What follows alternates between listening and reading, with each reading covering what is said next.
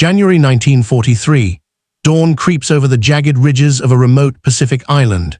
The air is thick with humidity and the acrid scent of spent gunpowder from yesterday's skirmishes. Mist clings to the palm trees, weaving through craters left by artillery, while distant Japanese machine gun fire rattles across the shoreline. In a shallow foxhole carved into the red earth, a lone figure lies motionless. Sweat drips from his brow, soaking the brim of his helmet.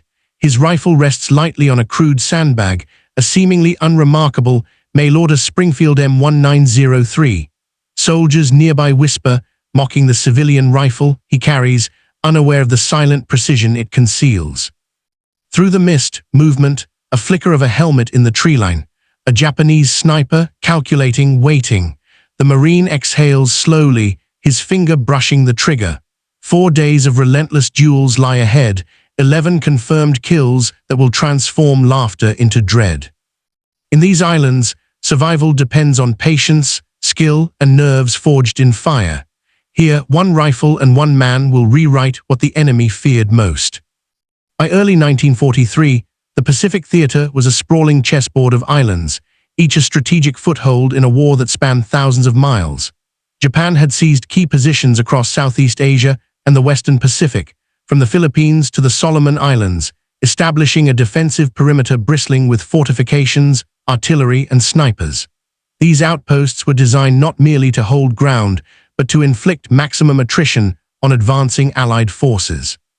Every hilltop, every coconut grove became a potential killing ground. The U.S. Marines faced a relentless test of endurance. Amphibious assaults were brutal, with waves of soldiers landing under enemy fire on coral beaches and jagged cliffs. Supply lines were tenuous, and the dense jungle offered little protection from ambushes. Japanese forces had honed guerrilla tactics over years of island campaigns. Snipers were trained to exploit every shadow, to strike unseen and vanish before retaliation. They were silent hunters, patient and deadly, often lying in wait for days, invisible to even the most vigilant patrols. Marine Command recognized that these island battles required more than brute force. Specialized units were trained to counter snipers, yet resources were limited. Standard-issue rifles were effective at medium range, but against a hidden enemy using natural cover, precision became everything. Snipers were recruited from marksmen, hunters, and sometimes volunteers with prior shooting experience, but the tools at their disposal were a mix of issued firearms and improvised solutions. Some carried the rugged M1903 Springfield, a rifle considered by some officers as outdated, a mail-order relic compared to modern military-grade weapons. Others relied on scoped Garands or captured Japanese arms. The stakes were not merely territorial. Each engagement had psychological weight. Small squads would approach an island ridge only to be picked off one by one, unseen, leaving survivors with a gnawing sense of vulnerability. Morale hinged on the ability to neutralize these invisible threats. A skilled sniper could shape the battlefield, forcing the enemy to hesitate, to slow their advance, or to abandon positions altogether. Reports from the field emphasized the fear these lone hunters instilled. In diaries and operational logs, officers noted that a single sniper's activity could halt entire platoons, creating openings elsewhere for flanking maneuvers. The terrain itself compounded the peril. Pacific Islands were a mixture of dense jungle, rocky outcroppings, and volcanic soil that betrayed every movement. Footprints were easy to spot, but sounds traveled differently in humid air, and even careful Marines could alert a hidden sniper with a misstep or a snapped branch. Observation was difficult. The enemy could fire from 100 yards away, but concealment meant that a counterattack might be impossible until the first shot struck. The war in this theater was not defined solely by large-scale battles. It was a war of patience, calculation, and the deadly art of marksmanship. In this environment, the Marine who carried a mail-order Springfield would seem an anomaly. Officers sometimes dismissed such rifles, favoring standard-issued weaponry and high-tech optics. Yet practicality and personal familiarity often trumped institutional preference. The rifle's precision, when paired with a trained eye, could match or surpass the performance of modern arms. Its limitations could be compensated with patience, skill, and an intimate understanding of the terrain, qualities that would soon prove decisive in a 4-day duel that no one on either side would forget. The Pacific snipers were not simply soldiers, they were hunters in a lethal ecosystem. Each side trained for stealth, for observation, for endurance. And within this deadly theater, a single Marine lay in wait, his rifle steady, his mind honed to anticipate movements no one else could see. The stage was set, not with massed armies, but with silence, tension, and the patient calculus of life and death. By January 1943, the Solomon Islands campaign had become a crucible of attrition, testing every facet of a Marine's skill and endurance. Guadalcanal had already fallen, but the surrounding islands remained fiercely contested. Japanese forces dug into every ridge and grove, establishing sniper nests and machine gun positions that made even a short advance a life-or-death gamble. Intelligence reports highlighted the presence of highly trained marksmen, specialists who had survived multiple campaigns and knew the terrain intimately. The Marines were aware of the threat, yet the reality on the ground was far more perilous than any report could capture. The island where this particular sniper engagement would unfold was rugged and unyielding. Red volcanic soil stained the palms and ferns, and every fallen tree offered both concealment and danger. Narrow trails carved by patrols became death traps, each footstep audible to the patient eyes and ears of the enemy. Tropical heat drained energy and concentration, while sudden rainstorms transformed the terrain into a mud slick, revealing every movement. Standard reconnaissance could not reliably identify enemy positions. A single glance or reflection could betray a soldier's presence.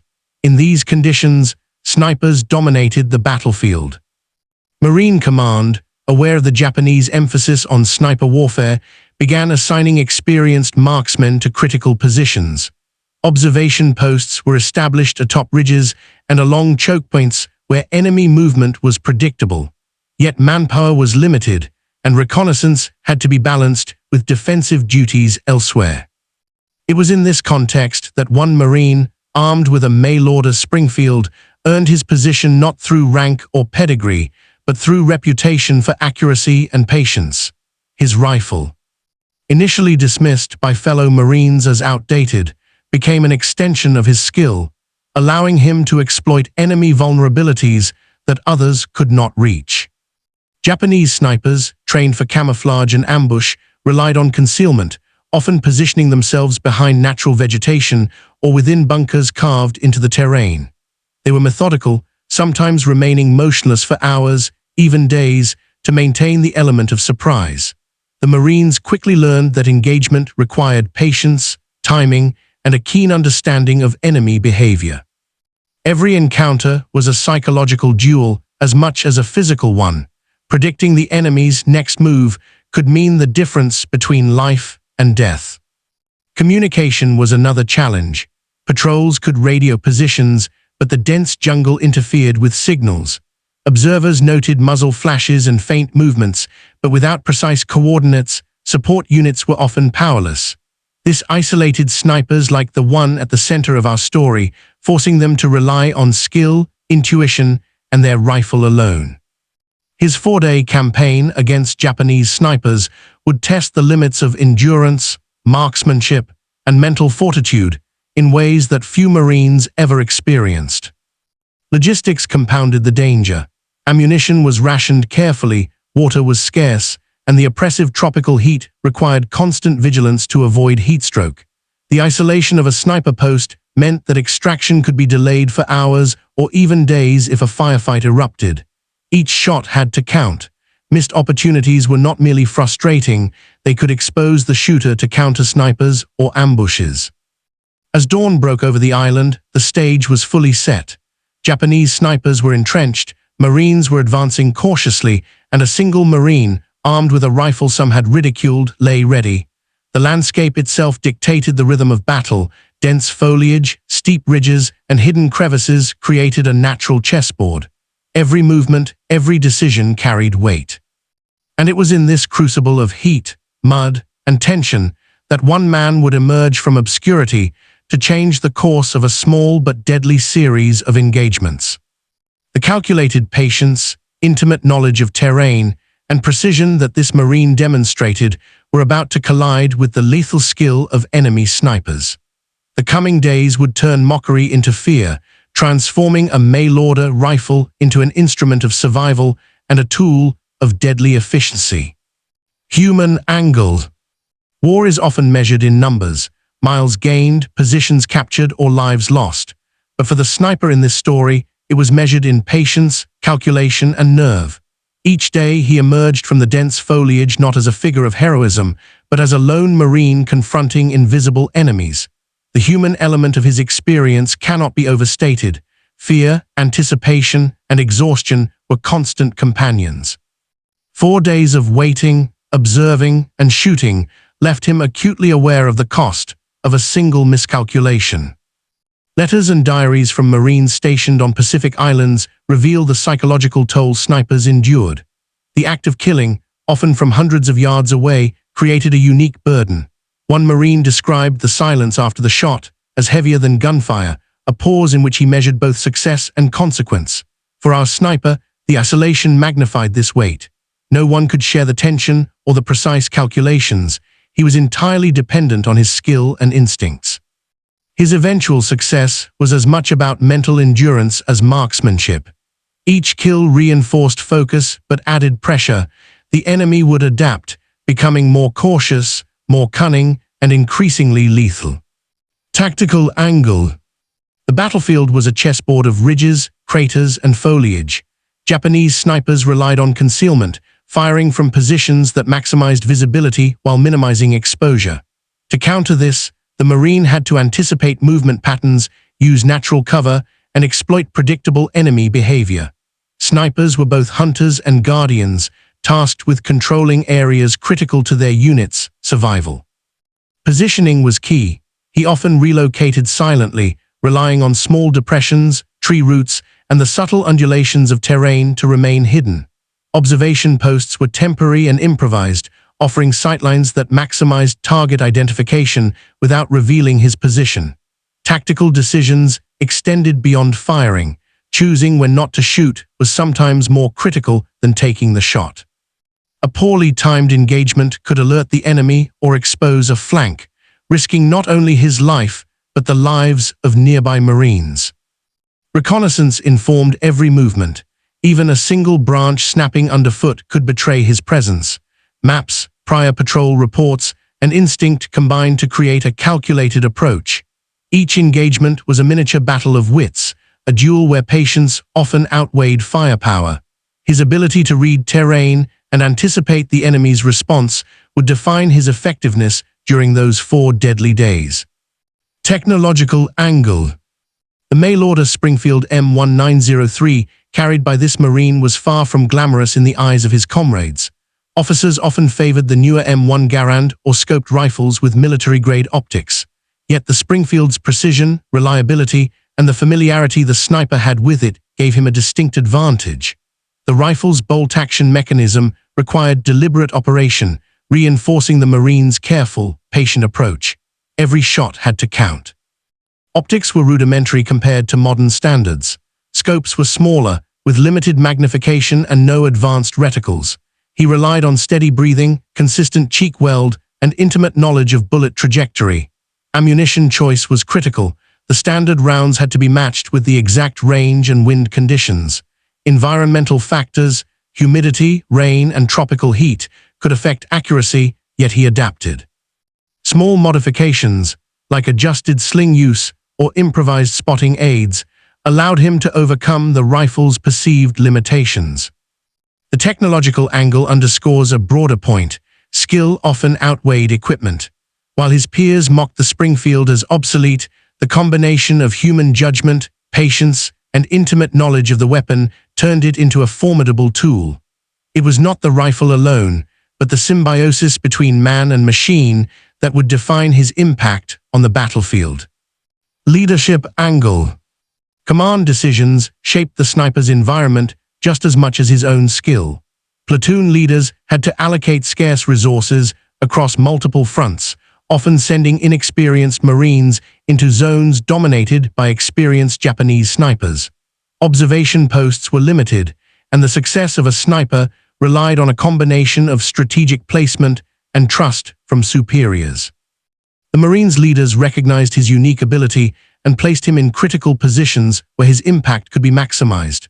Rather than micromanaging, they allowed autonomy, understanding that overdirection could disrupt the precise calculation required for effective sniping. Orders emphasized discretion, patience, and intelligence gathering.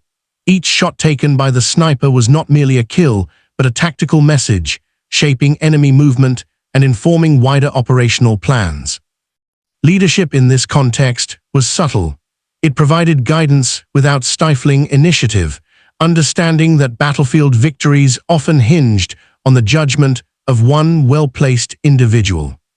Enemy angles. The Japanese snipers were formidable adversaries trained to exploit every weakness. Years of jungle warfare honed their instincts, making them patient, observant, and ruthless. They studied movement, anticipated patterns, and relied on silence and concealment to dominate engagements. Even seasoned Marines knew that a single misstep could mean death. Their strategy emphasized unpredictability. Positions were frequently shifted, decoys were employed, ambushes were carefully orchestrated. The enemy recognized that a sniper's success could demoralize advancing forces, disrupt supply lines, and create tactical advantages disproportionate to the sniper's numbers. Japanese patrol reports noted the psychological impact of unseen marksmen, emphasizing that fear of being targeted slowed operations and forced troops to expend resources on counter-sniper tactics. In this lethal cat-and-mouse game, the Marine faced not just marksmen, but a mindset honed over years of combat, requiring ingenuity, caution, and flawless execution. Moral/psychological angle. Sniper warfare carries a unique moral weight. Each deliberate kill is intimate, personal, and psychologically taxing. Unlike artillery barrages or machine gun fire, sniping demands focused intent, identifying a single target, aiming, and pulling the trigger. The burden of responsibility is heavy, magnified by isolation and prolonged exposure to danger. Over 4 days, this Marine experienced the duality of the sniper's role, the exhilaration of survival and the haunting awareness of taking life. Letters from other snipers in the Pacific note recurring mental strain, flashbacks, sleepless nights, and the constant replaying of engagements. The moral calculus is never neutral. Even successful operations could leave lingering doubt, anxiety, or guilt. In his case, each confirmed kill increased the pressure as the enemy adapted and stakes escalated. This psychological crucible tested not just his skill, but his capacity to endure morally and emotionally, shaping a narrative that extended far beyond mere statistics. By the end of these angles, viewers understand the duel not only as a tactical event, but as a human story, a complex interplay of skill, leadership, enemy proficiency, technology, and moral weight. These perspectives naturally lead into the climax/turning point, where the tension of the 4-day sniper engagement reaches its peak. January 17, 1943. The first rays of sunlight broke over the jagged ridge, casting long shadows across the red volcanic soil. The Marine lay motionless in a shallow foxhole, rifle resting on a crude sandbag. He had spent the night observing the treeline, noting every flicker of movement, every unnatural break in the foliage. Across the clearing, a Japanese sniper, concealed in a hollowed-out tree trunk, mirrored his vigilance. The duel began silently. For hours, both men observed each other, aware that a single shot could decide life or death. The Marine adjusted his scope, calculating distance, wind, and humidity. At precisely 8:03 hours, he squeezed the trigger. The enemy sniper slumped, unseen by any other Marine. That first confirmed kill transformed skepticism into wary respect among his peers. The mail-order rifle had proven lethal. The following day, January 18, the rhythm of the engagement intensified. Japanese snipers adapted, using decoys and shifting positions. The Marine moved strategically, relocating silently across ridges and depressions. His keen observation allowed him to anticipate enemy ambushes, and by mid-afternoon, he had neutralized a second sniper, both eliminating threats and gathering crucial intelligence on enemy positions. Each encounter was a calculated exchange. The Japanese returned fire, attempting to pin him down, but his camouflage and patient timing kept him safe.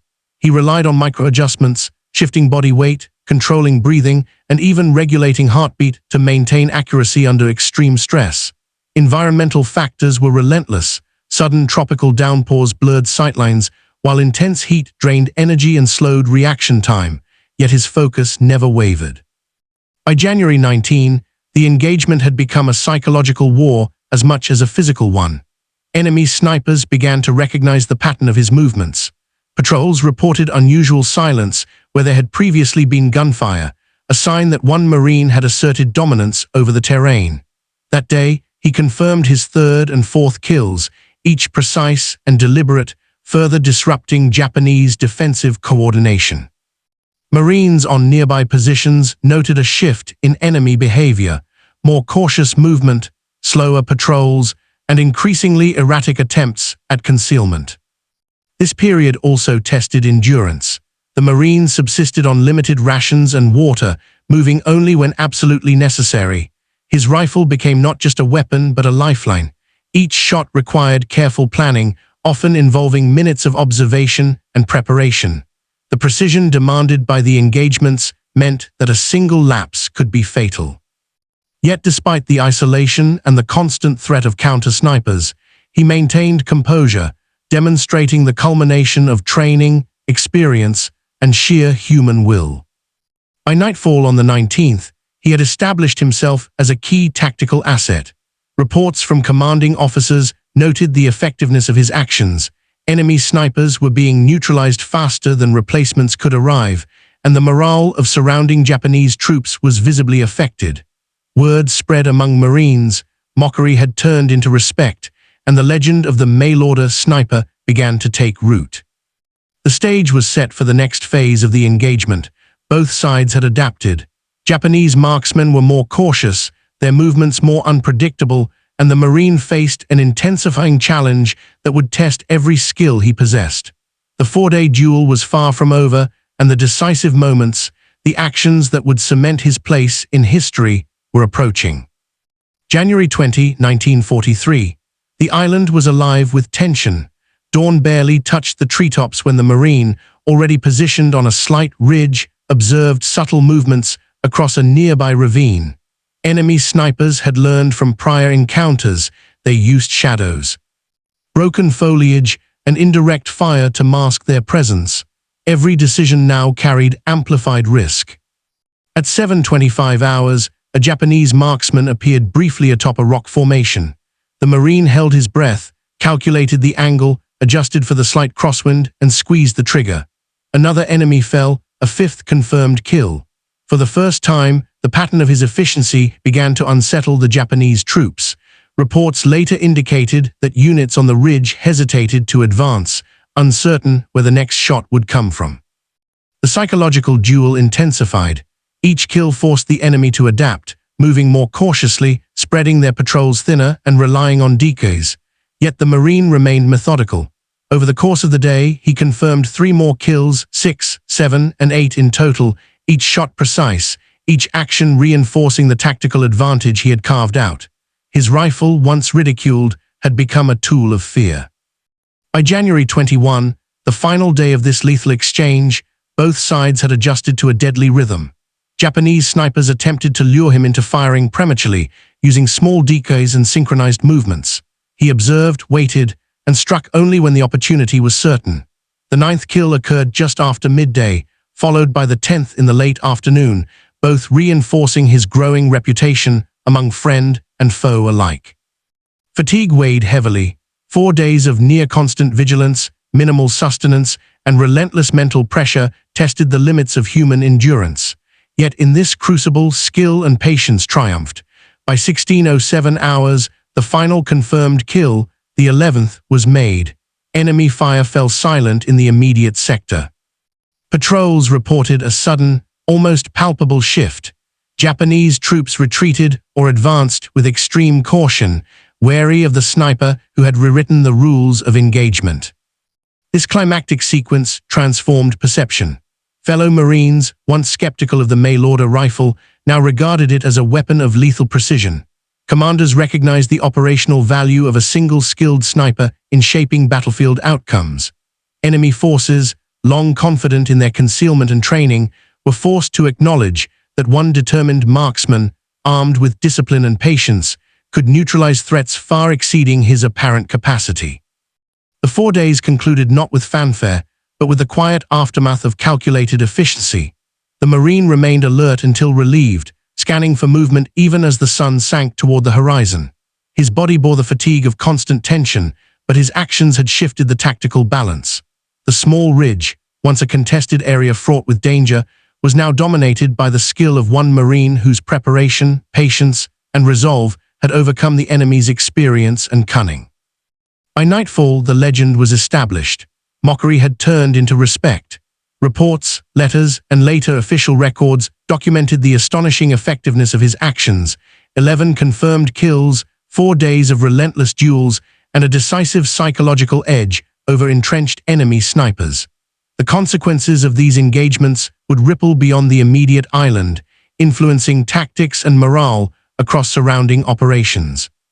The stage was set for Aftermath, where we explore the consequences of his actions on both enemy forces and the Marines' strategy, as well as verified reports and reflections on his impact.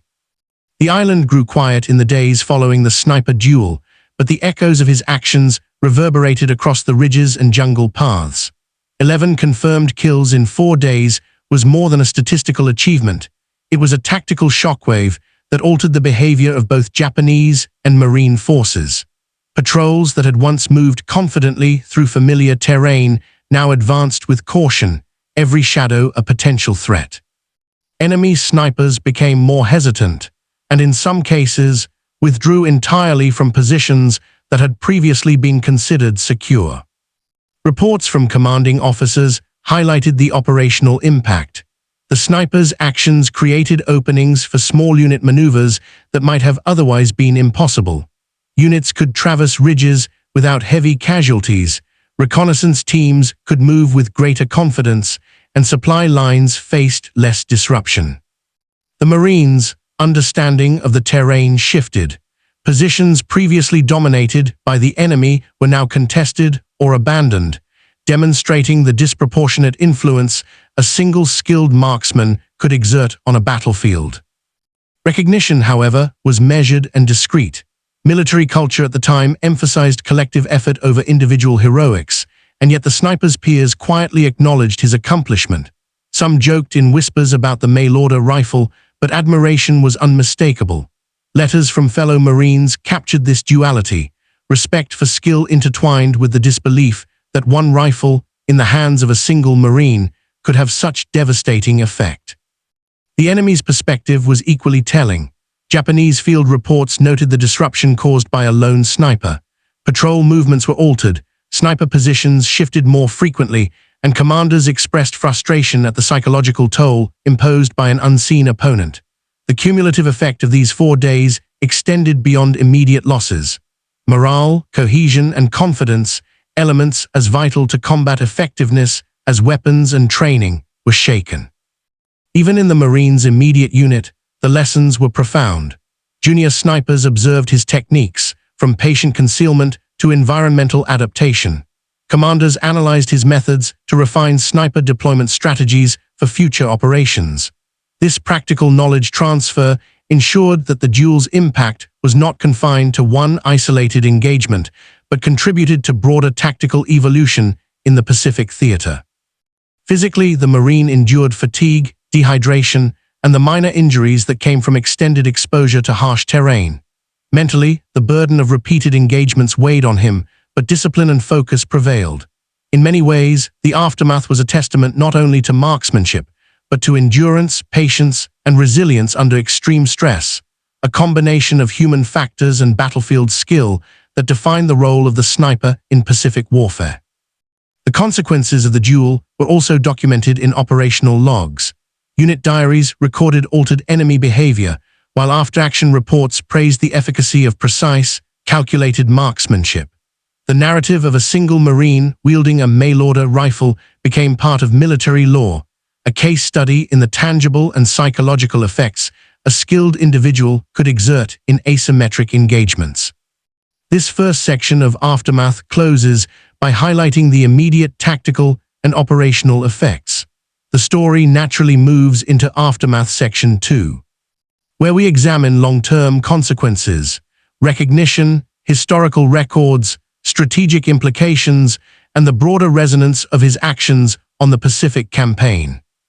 The significance of the four-day sniper duel extended far beyond the immediate battlefield. 11 confirmed kills in such a short period had tangible effects on operational planning. Japanese commanders, once confident in their entrenched positions, began to reassess risk management for sniper deployment. Patrols were rerouted, positions abandoned, and reconnaissance became more cautious and deliberate. The Marines' precision had introduced a new variable into the calculus of island warfare: the potential for a single, highly skilled marksman to disrupt enemy operations across multiple sectors. Recognition within the Marine Corps followed quietly but unmistakably. While traditional military culture emphasized collective action, reports and commendations acknowledged the sniper's exceptional skill. His peers, once skeptical of the mail-order Springfield, came to view it as a weapon of precision when wielded by a master marksman. Training manuals and after-action debriefs cited his methods, emphasizing patience, observation, and terrain mastery as critical components of sniper effectiveness. In this way, his performance became both a tactical lesson and a symbol of individual initiative within the structure of military operations. The psychological impact on the enemy persisted long after the engagement. Japanese soldiers reported heightened anxiety, slower movements, and increased caution in subsequent patrols. In some cases, entire units altered their operational patterns to avoid predictable exposure, demonstrating that the duel had effects beyond the immediate fatalities. Morale, as ever in war, proved as critical as firepower. The Marines' actions created a perception of omnipresent threat, transforming an isolated engagement into a broader strategic advantage. Historical records later confirmed the accuracy and impact of his actions. Operational logs, personal letters, and official war reports documented the four-day engagement with precise dates, confirmed kills, and tactical outcomes. Scholars and military historians would later cite this duel as an example of how individual skill could influence both morale and operational effectiveness in jungle warfare. The engagement also underscored the value of marksmanship, patient reconnaissance, and adaptive tactics in asymmetric conflicts, a lesson that resonated through subsequent Pacific operations. Beyond the battlefield, there was a human dimension. The sniper endured physical strain, hunger, and psychological tension, yet his discipline and composure allowed him to transform these challenges into operational success. Letters from fellow Marines reflect admiration and cautious awe, revealing a subtle shift in culture, respect for individual skill, even when it challenges traditional expectations or equipment norms. His mail-order rifle, once dismissed, had become a symbol of proficiency, ingenuity, and lethal precision. The four-day duel also had a lasting influence on sniper training and doctrine. Marines studying jungle warfare emphasized patience, camouflage, terrain adaptation, and careful target selection, principles exemplified by the sniper's conduct. The engagement demonstrated that technological superiority alone was insufficient. Human skill, observation, and decision-making could equal or surpass material advantage. Subsequent campaigns incorporated these lessons, shaping the approach of new sniper units across the Pacific theater. Ultimately, the aftermath of this engagement reinforced a broader truth of war. Individual action, grounded in skill and determination, can create outsized effects. 11 enemy snipers neutralized over 4 days shifted local tactics, morale, and strategic calculations. It was not just a story of marksmanship, but of endurance, mental fortitude, and the capacity of one determined Marine to influence the course of a battle. The story of a lone Marine, armed with a mail-order rifle, is more than a tale of bullets and battlefield tactics. It is a study in patience, discipline, and the extraordinary impact of individual skill. Over 4 days, 11 enemy snipers fell, not through overwhelming firepower or sheer numbers, but through focus, observation, and human will.